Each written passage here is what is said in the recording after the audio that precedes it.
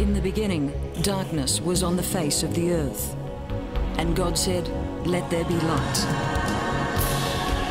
And God created creatures of every kind. But humanity has exploited his creation in the name of the almighty dollar. Until today, thousands of species are on the brink of extinction. But there are those who are acting to save endangered species before it's too late.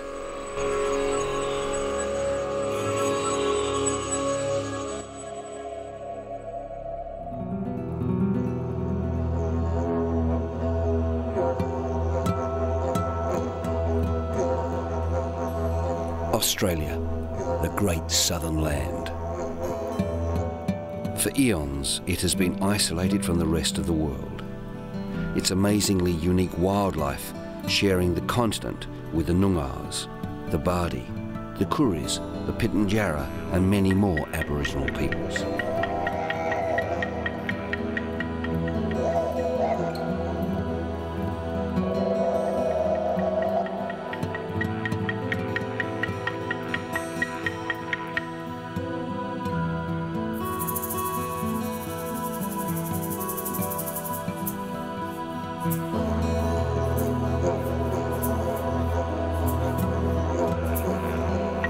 These people, their culture as unique as the animals and the land itself, have walked and sung the history and legend of this strange and diverse continent for more than 40,000 years.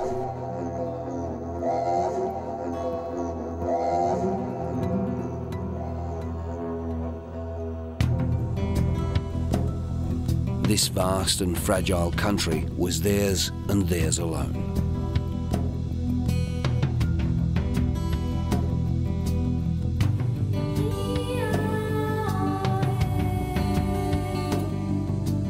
Then around 400 years ago, a ship sailed over the horizon, bringing with it the first Europeans.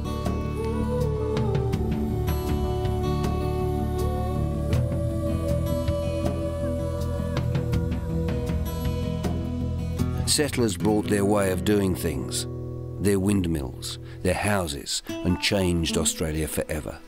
Not only for the indigenous people, but for the endemic species of plants and animals as well. With the settlers came rats, dogs, rabbits, cats and foxes.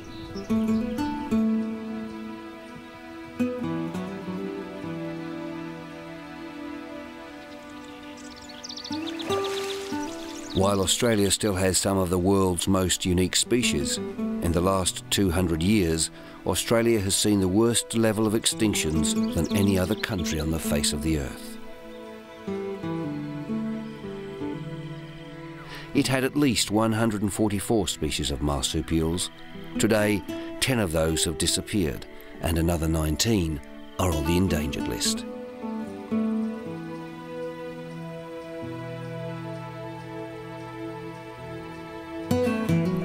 While Australians may think they are conservation-minded, they have the worst reputation on record.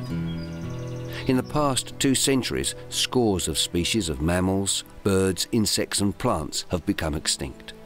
The most famous of all being the Tasmanian tiger, or thylacine. A marsupial wolf, it was hunted to extinction. This was the last one. It died out during the 1930s, along with its species. And today there are many, many more species going exactly the same way. The woyly or brush-tailed bettong, the chuditch or quoll, the numbat, the long-nosed potoroo,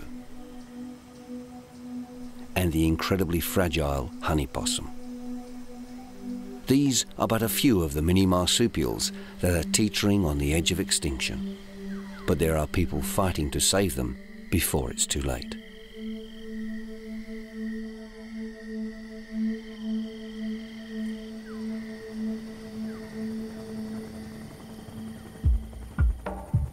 Australia is known for its vast outback, its big blue skies, its scrub, It's huge red and grey deserts that seem to go on forever.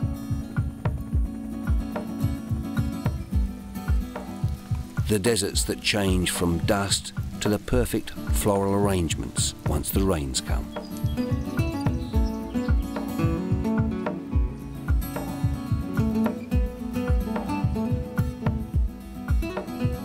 But as well as its endless deserts and scrubland, it used to have seemingly endless forests. But over the past 100 years or so, those forests have been replaced by seemingly endless farmland. Paddocks and fields that stretch as far as the eye can see and beyond. This is the result of ill-conceived and what is turning out to be disastrous land clearing encouraged by ill-informed governments.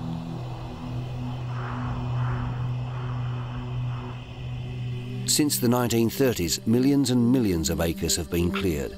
In fact, 40% of the country's forests have gone, including 75% of rainforests and 90% of mallee and temperate woodland. The legacy, like insidious rising damp, the water table has risen to the surface, bringing with it deadly salts that render the soil useless, killing anything that tries to grow there. The result is that today more than 6.25 million acres of farmland is now totally useless. And it's feared that within the next 2 decades, as much as 40% of farmland in Western and southeastern Australia will have been ruined because of salinity. It's about as serious as you could get. I think just judging by what's happened in, say, my professional lifetime, I would say another 2 or 3 decades and almost nothing could be left. Professor Don Bradshaw is head of zoology at the University of Western Australia and is currently in the process of establishing a course in conservation management. He says, although ignorance is to blame, we should have known better. Things should never have got this bad. The politicians should have known better. We go back to Charles Court, the father of our Premier, who boasted about clearing a million acres a year and actually did much better than that. And the clearing of the marginal lands, which in my opinion should never have been cleared at all. And he says this land clearing is one of the greatest causes of extinctions and is a continuing threat to Australia's surviving endangered species.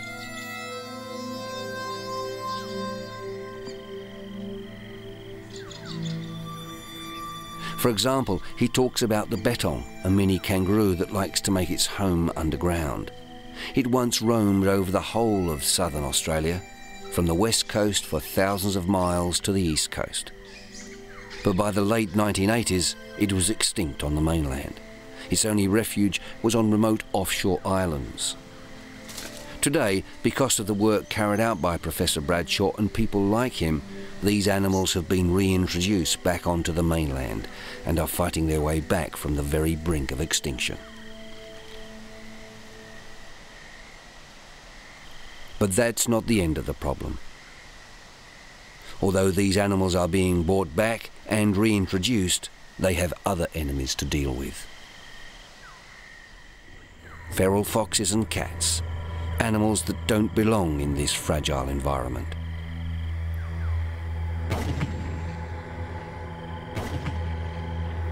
Operation Foxglove is a government-run intensive eradication program aimed at killing off feral foxes so that the native animals have a chance of surviving. And the results are encouraging.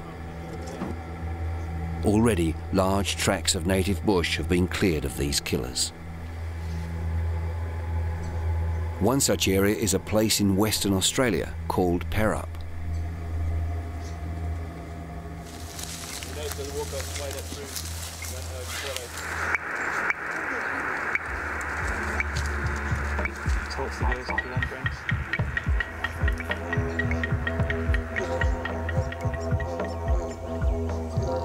The Perup is a place like no other. This is what this part of Australia used to be like before European settlement.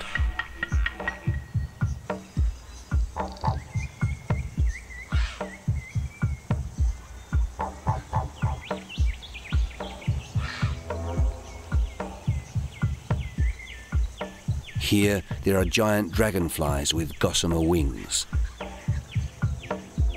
And real dragons stalk the grasses.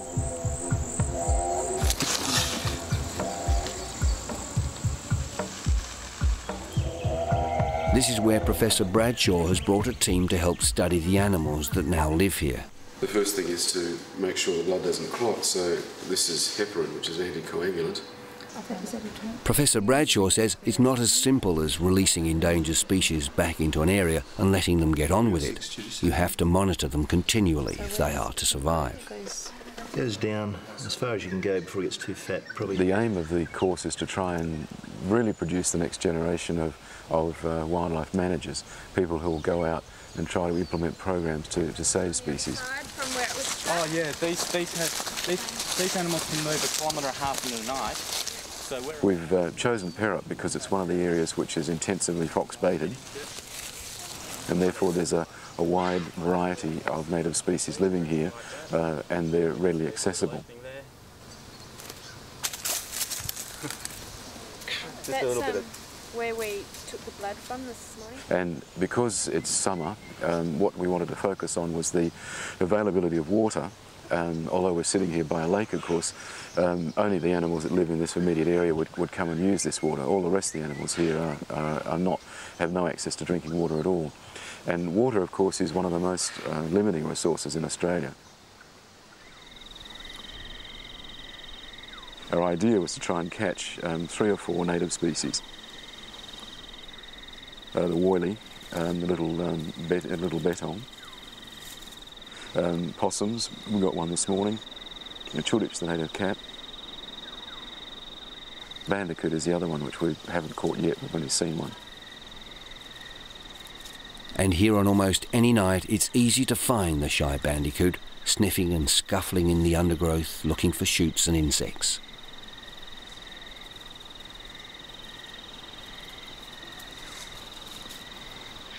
The bandicoot is a solitary animal. But like many animals, it has a home range, preferring scrubby areas that supply plenty of insects for them to eat. Females have about 6 young at a time and carry them in a backward-facing pouch. The pouch faces backwards so that as the bandicoot goes through the undergrowth, unwanted debris doesn't infect the pouch.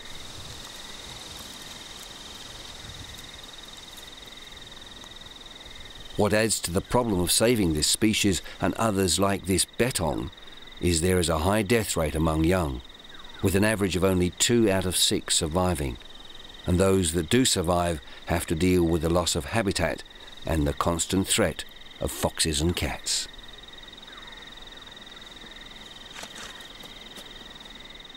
Unlike many animals in the northern hemisphere that breed in the spring, these amazing little creatures begin their breeding in early winter, making it easier for the little ones to survive, not having to battle the incredible Australian heat. This bandicoot's pouch is already full with tiny joeys. You can see them moving around inside her. And the bandicoot is quite happy to share its feeding ground with other rare and endangered creatures, like this woyly, another mini marsupial, or a passing possum.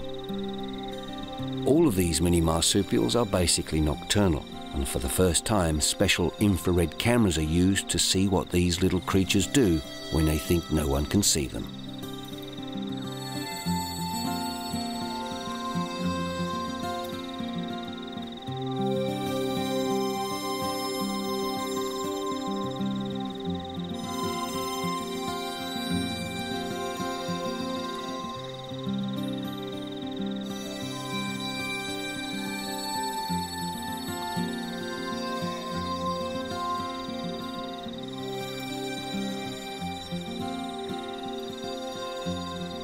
Professor Bradshaw says this kind of fearless behaviour is one of the reasons all these species easily fall prey to introduced predators. For thousands of years, the woyly, the bandicoot and so many of these mini marsupials have had no large predators to hunt them. Therefore, they know no fear. They simply fail to recognise the danger in the fox's teeth and the cat's claws. They don't have the fear and flight instinct like other creatures. While a rabbit, for example, is used to living its life on the edge and at the slightest hint of danger makes a dash for it, these species don't. They're literally sitting ducks. Which means if we're not mindful, cats and foxes will hunt them to extinction. Which, of course, is exactly what's happening.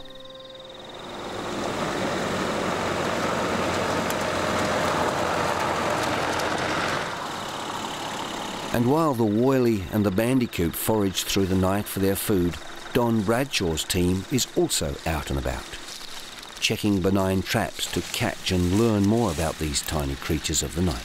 Plenty of bait. We've got 100 traps out there. We'll try and get through as many as we can tonight. We'll certainly do them all in the morning. Hopefully we'll catch, we've gone at like 12 of each species. I don't know if we'll get them all tonight, but we should get a few of each. We'll see how we go.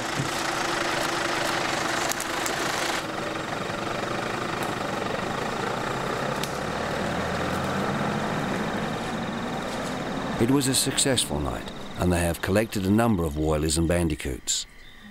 Back at the research station, the wildlife scientists begin to record their data.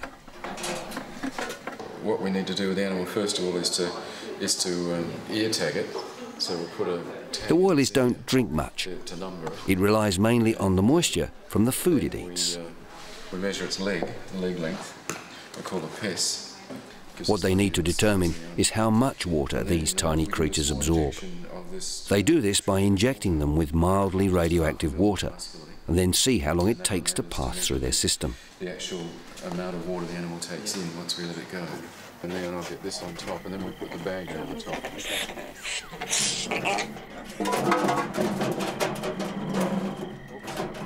The urine is collected in these tins, and tomorrow it will be tested and the results logged, and the woyly will be returned to the bush.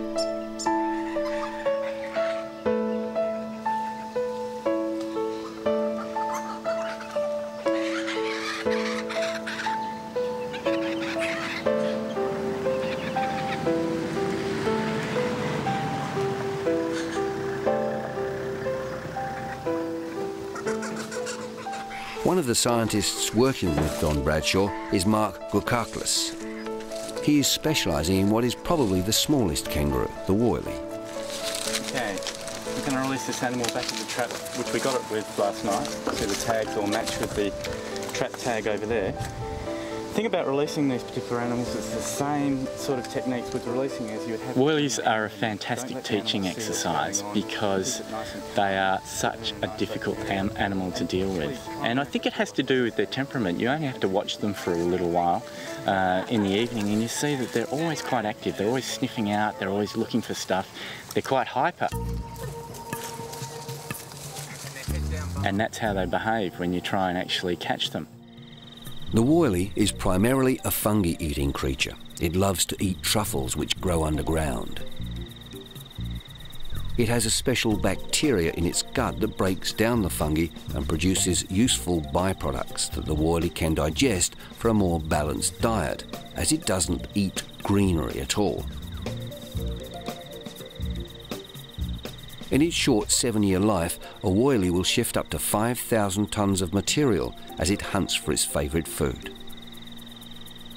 And there is an interesting connection between the woyly, the truffles and deadly poisonous plant species. We've got some woyly digging activity here, and it's a really interesting patch of bush because we've got animals that have been digging in amongst these particular plant species, which are the poison species.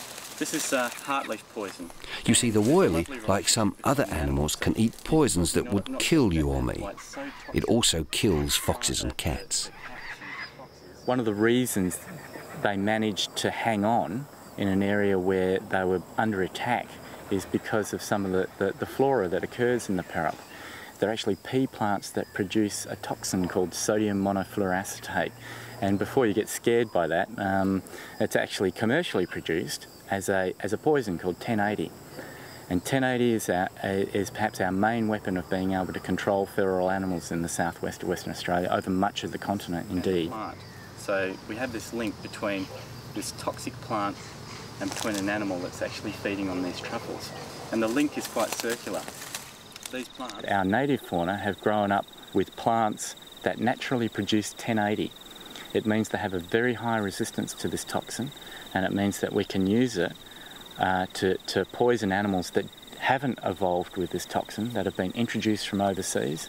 They're very sensitive to it, and we can poison and control those animals without affecting our native fauna.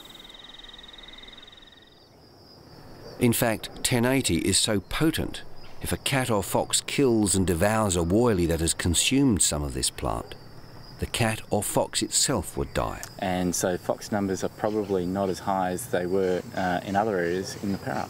And that's why these animals just managed to hang on. Very fortunate, very lucky.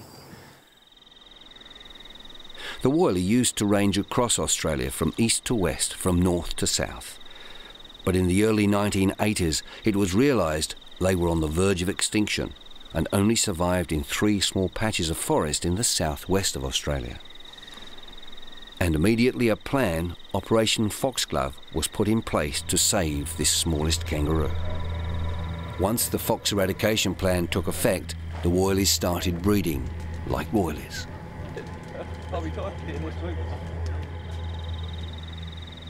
They're always pregnant, so they can produce many young over a very short period of time. Over a year, they might have 4 young. They have what's called diapause. They can have a fertilised egg within them, and they can hold that egg in stasis while they've got a pouch young. As soon as the pouch young is fully developed and leaves the pouch, the already fertilised egg starts developing very quickly, so they've got the ability to increase in numbers over, very substantially over a very short period of time. And that's what happened. And now Mark and Professor Bradshaw and their team spend their days and nights trapping, processing and releasing these remarkable little animals. They are very encouraged by the amount of native species that are returning to the area, but they must remain vigilant and ensure that the ferals don't return. We're actually going to lay traps there. Now it's a waiting and watching game, watching for feral animals and making sure they don't get a foothold again, and waiting for the mini marsupial numbers to increase to sufficient numbers that they can be taken off the endangered list.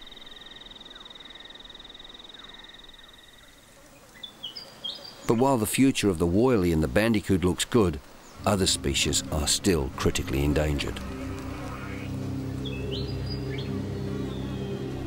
Half a continent away on the other side of Australia is another organisation doing its thing to save endangered species. While Professor Don Bradshaw, the University of Western Australia and other government organisations are working to save endangered species in the west of Australia, in South Australia, a private organisation known as Earth Sanctuaries is fighting the same battles: land degradation, indiscriminate clearing of the bushland and feral animals. This land used to be a living thing. It was full of numbats and bettongs, and bilbies and bandicoots, but it's been cleared, it's been overgrazed, and there's none of the perennial grasses, none of the salt bushes left, and it's really pretty heartbreaking.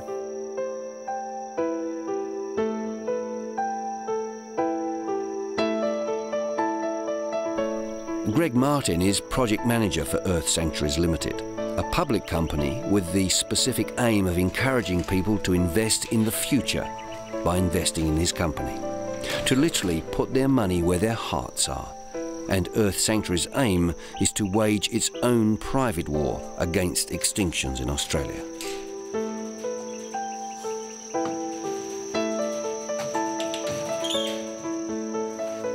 Well, I started at Scotia Sanctuary about 2 years ago as project manager, and that involved building the feral-free fence and setting up the breeding programs. And we had a staff here of 11 young people, and they were the ones that had built all that you've seen.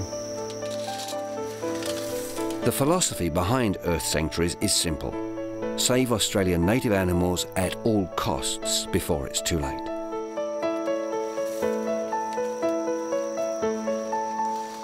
And while Greg takes care of the day-to-day running of the sanctuaries, this is the man who started it all, Dr. John Wormsley.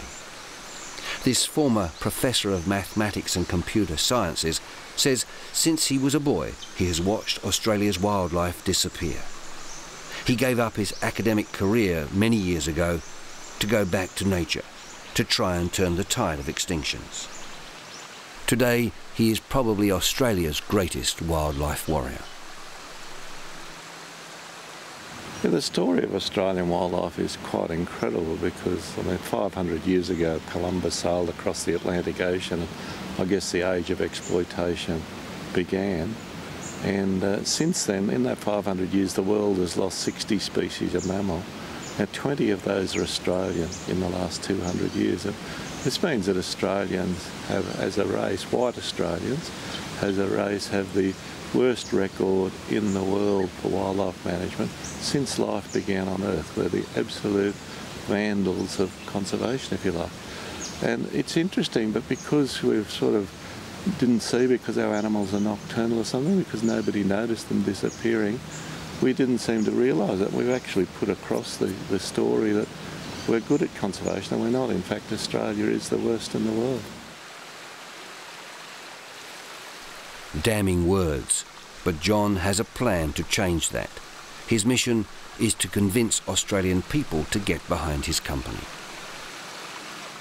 We buy land, we fence it with feral-proof fencing, we eradicate the feral, we put back the wildlife that used to be there. To rehabilitate this land and country like it, it's not just a matter of planting a few trees and bushes. We have to bring the small native animals back as well. They evolved together with the plants and bushes, and we need that relationship between the two for the land to be healthy again.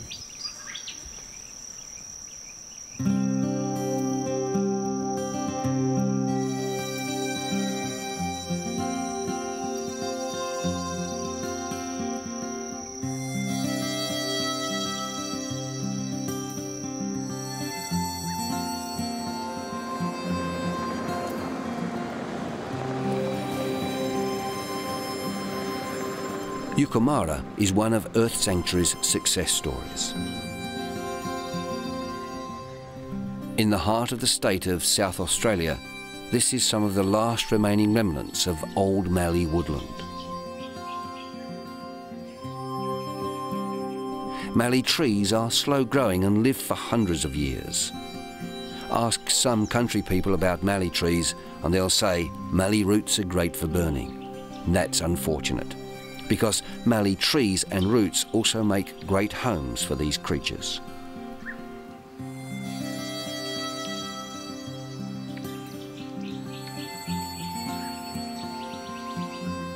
At Yucumara, John Walmsley and his people have been able to reintroduce an entire suite of animals which were previously extinct in the area. Animals like the shy numbat. The numbat, one of the most endearing of the mini marsupials, used to be in abundance about 100 years ago. But by the 1970s, there was less than 1,000 remaining. Again, the eradication of foxes and cats has helped numbers increase. It searches for food by sniffing. It lives mainly on termites, which it sniffs out, then turns over the soil or leaf mould to find them.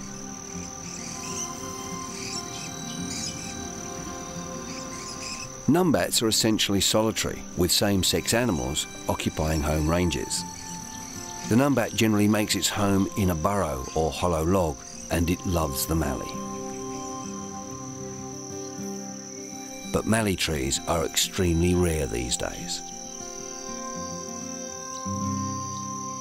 This young growth mallee looks okay, but it's not really great habitat for animals to live in. After it's been chained, which was about 30 years ago, it's only left 2 or 3 species of plants, and that's pretty unhealthy. If you have a look at some of the old growth mallee around, it's got those beautiful hollows in, and in those hollows things like the numbats can live and shelter, a lot of birds, insects of course, lizards which eat the insects. It's a whole living habitat there.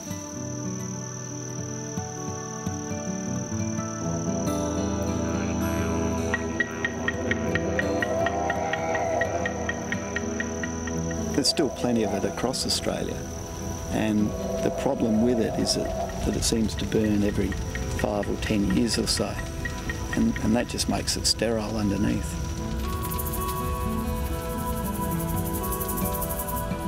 About 1/5 of Australia was once covered by mallee woodland. Today, most of that has gone, and it will be at least another few hundred years or so before these young trees will be suitable habitat.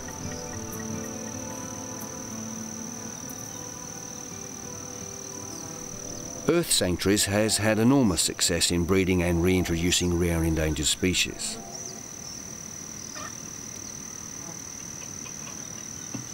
Animals like the bridled nail-tailed wallaby. This attractive striped wallaby is rarer even than the great giant panda of China. The bridled nail-tailed wallaby was once the most common small kangaroo west of Sydney. It extended right down below the Murray River and right up into subtropical Queensland. Now, they thought it was extinct until about 1974, and then they found a small colony in Queensland.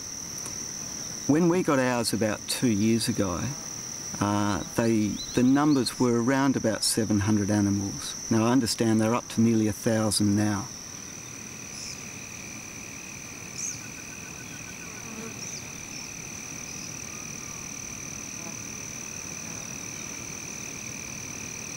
The problem is, like their smaller cousins, the woyly and the bandicoot, they don't have the fright and flight instinct needed to escape foxes and cats. When these animals feel threatened, they freeze or hide under a bush, and the wallaby ends up dead.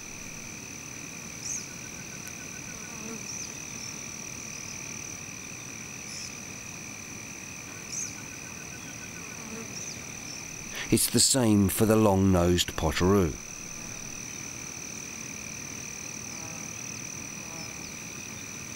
Potteroos are thought to be the most ancient of all marsupials. There is fossil evidence that this species has changed little in tens of thousands of years.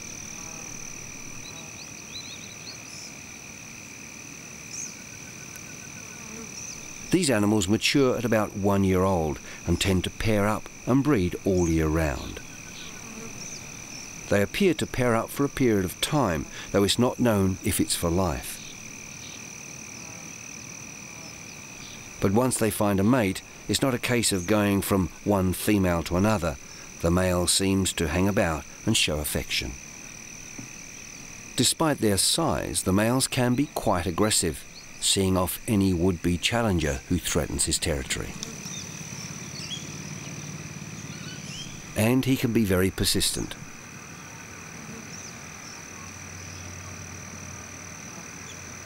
Or is she just giving him the runaround?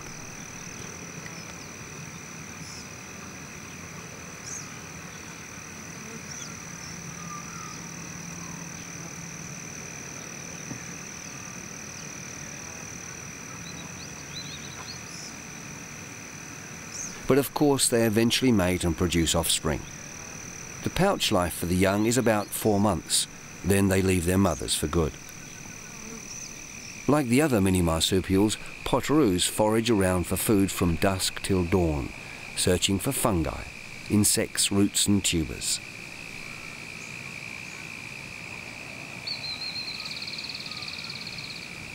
They share their idyllic home with the charming and vocal rufous hair bettong. This species of bettong communicates to others around it by vocalizing with hisses and spits and by thumping its hind legs. Both the male and female have home ranges. This range could take them up to 4 miles as they search for food.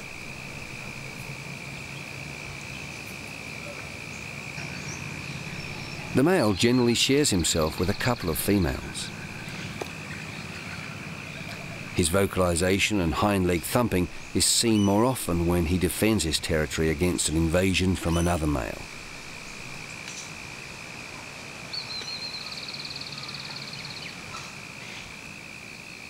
The females begin breeding when they're about 11 months old. Their gestation period is a short 22 days when the young is born and makes its way to the pouch, where it stays for up to 16 weeks.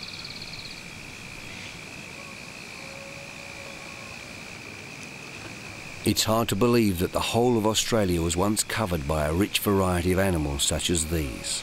But sadly, those days are gone. It's said 95% of arid zone animals have disappeared, and never, never will Australia's outback be the same. Never would it have the richness it once had. Only in sanctuaries like earth sanctuaries will this type of diversity be seen, because Australia will never make a full recovery. That is why people like John Walmsley and Greg Marshall and the others continue to dedicate their lives to saving what is left of Australia's unique fauna.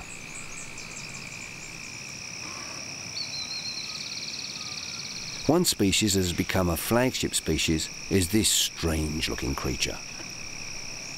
It may look like a cross between an alien and a rabbit, but it's not.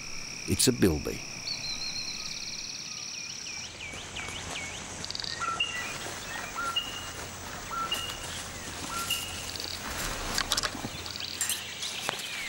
And this one lives at Dryandra, another sanctuary in Western Australia. But this one is run by the state government's conservation department. Well, I think the bilby is a classic case where you have a species that was once widespread right across Australia and now has been reduced to very small pockets to about 20% of its former range.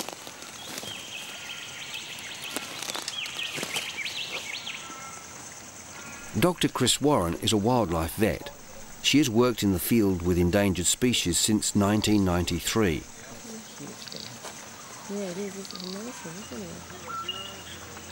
Her previous patients were orangutans in Borneo, a lot different from these tiny marsupials.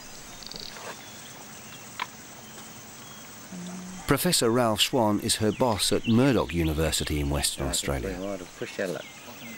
There were two species of bilby, the greater and the lesser.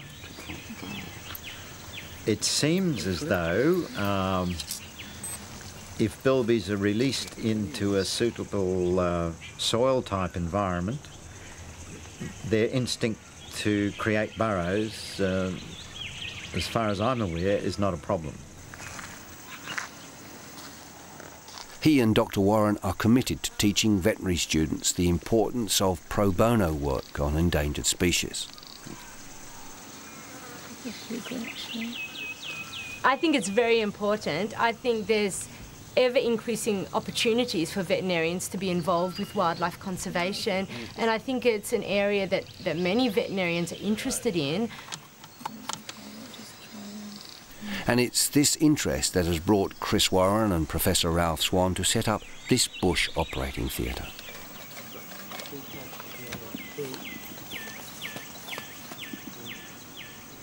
As well as the bilby, there are other endangered species living behind the protection of an electric fence.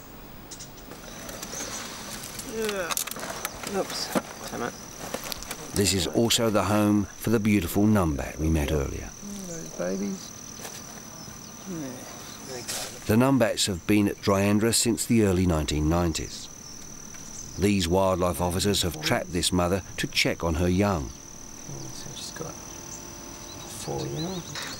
The little ones in the mother's pouch should grow up safe from feral cats and foxes because Dryandra is now clear of ferals. It's a safe haven for Australia's many marsupials.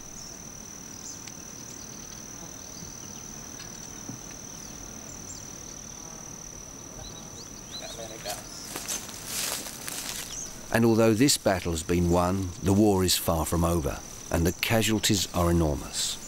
When you consider an average feral cat weighs 4 kilos, it needs around 300 grams of flesh a day to survive. That's the equivalent of 1 numbat every 24 hours.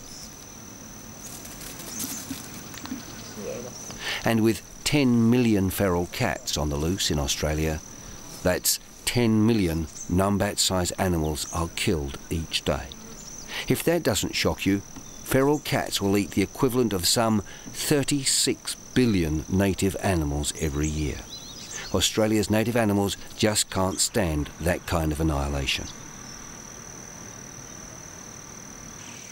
Back at the field hospital, Dr. Warren and Professor Swan has a patient on the operating table. They're implanting a computer chip to make it easier for the wildlife officers to keep track of them.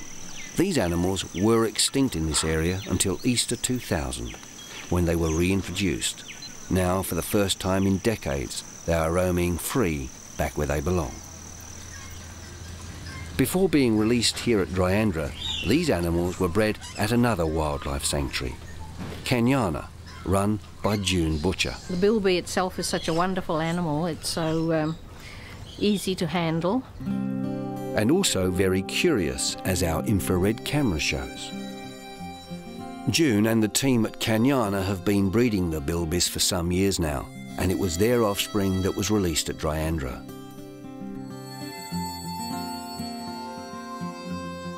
This enclosure is where so many young bilbies have been conceived. And again our infrared camera catches a male bilby trying to mate with an unreceptive but not disinterested female.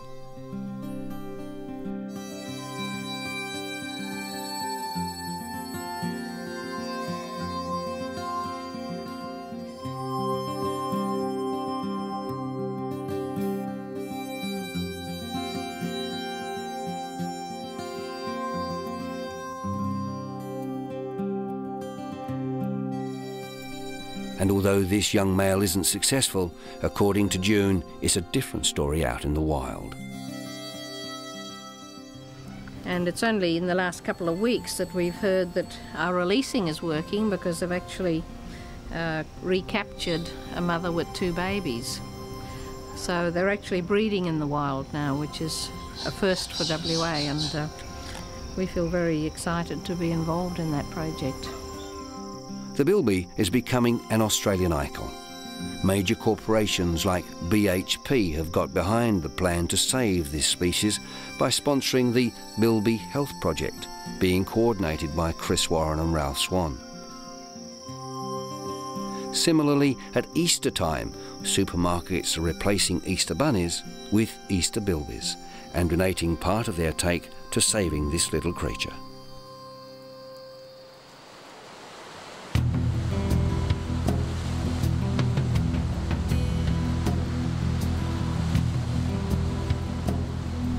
This is Shark Bay.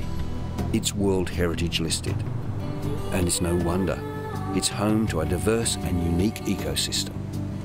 Along with its terrestrial life, the waters that make up the bay are teeming.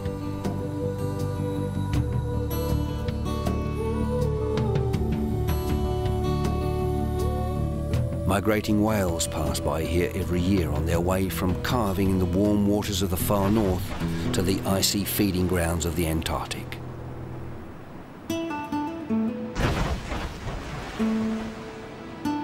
Wandering whale sharks frequent the coastline outside the bay.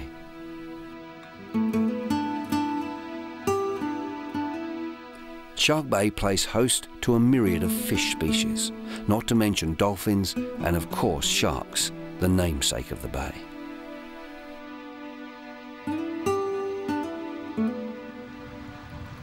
But sharks are a long way from the minds of these people.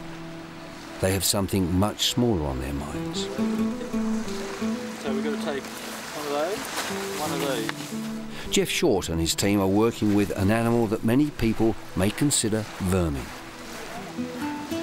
But out here in the wilds of Shark Bay, it's not. It's just another example of Australia's rich biodiversity. Well, most Australians don't realise that their fauna is made up of not only just the marsupials, species like kangaroos and koalas and so on, but also eutherian mammals or placental mammals like you and I. Now these animals are very large and they just fit in there.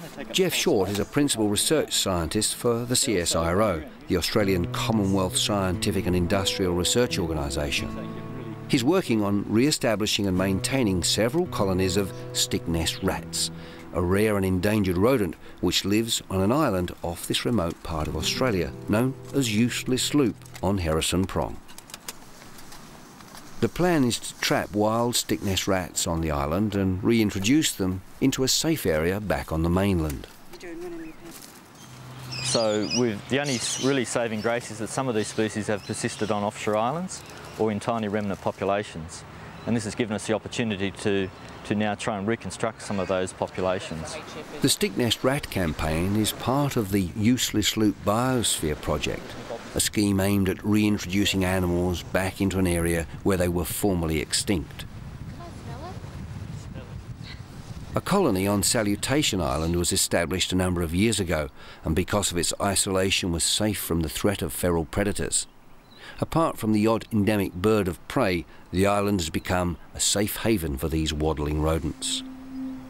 Once released, these animals will become prisoners behind barbed wire and electric fences to protect them from the feral killers.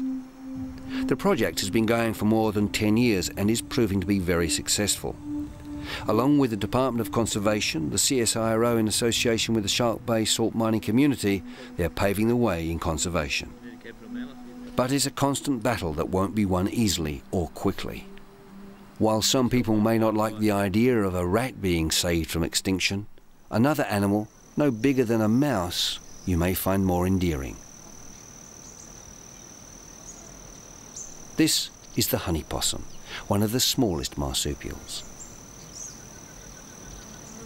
It lives in just one area of Australia, the coastal sand plain heaths of southwestern Australia. The honey possum is unique even among marsupials. It has a unique diet. It lives on the nectar produced by proteas and bottle brushes.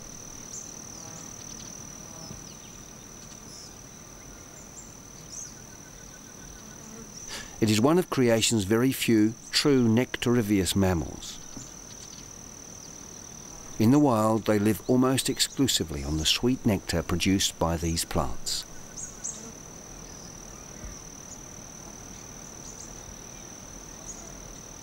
It has fewer teeth than any other marsupial, preferring to use its long pointed snout and its long pointed brush-tipped tongue to probe the flowers.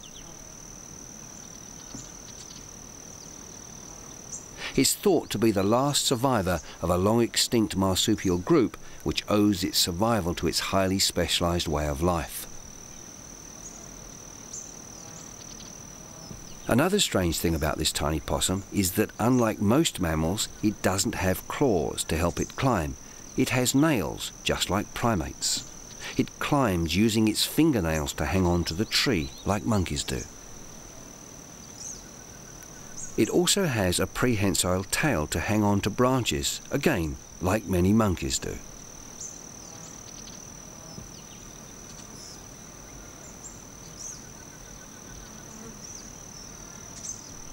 The size of a mouse, these honey possums are gregarious, hanging out in small groups. This little marsupial gives birth to the smallest of all mammal young, weighing less than 5 milligrams.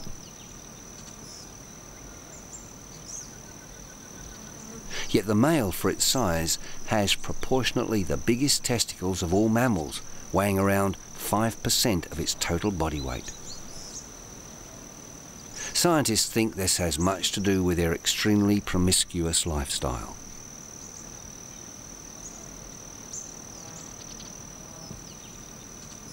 These creatures are being bred at the University of Western Australia, again under the guidance of Professor Don Bradshaw.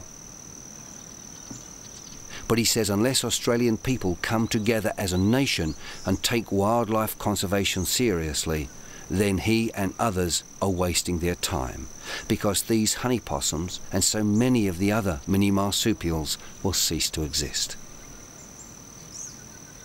I just hope that people will realise that conservation is one of the major challenges for Australians for the future.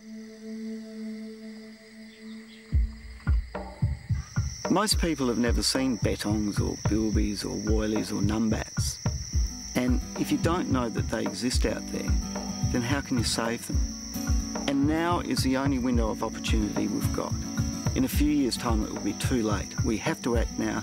We have to save these species now, before it's too late. Of being part of a society that, you know, is responsible for 1/3 of the world's mammal extinctions in recent times, I still think now that if we can turn that around, we'll go from being the losers to being the winners, because we'll be leaders in terms of being able to turn a serious environmental situation around, and that's going to be critical. If Australia is to save its endangered species, to put an end to its diabolical record of the worst extinctions in the world, then Australians will have to realise and acknowledge that its farming practices of clearing woodlands and forests is no different to the slash and burn agriculture of third world countries like Brazil and Madagascar, and just as devastating. If Australia is to save its endangered species and its own farmland, then alternative farming practices must be found, planting crop trees, for example, or turning to wildlife and ecotourism.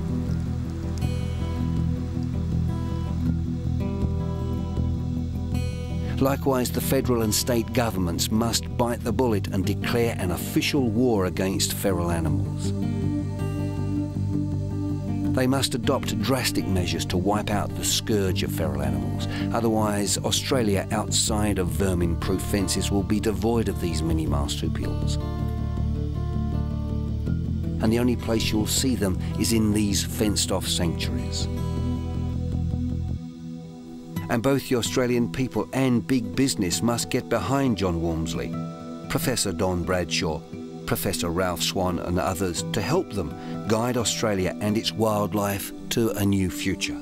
Or else Australia will be condemned by future generations, because the Australian people know what they're doing, and future generations will look back on Australians of today with an accusing finger saying, "You should have known better.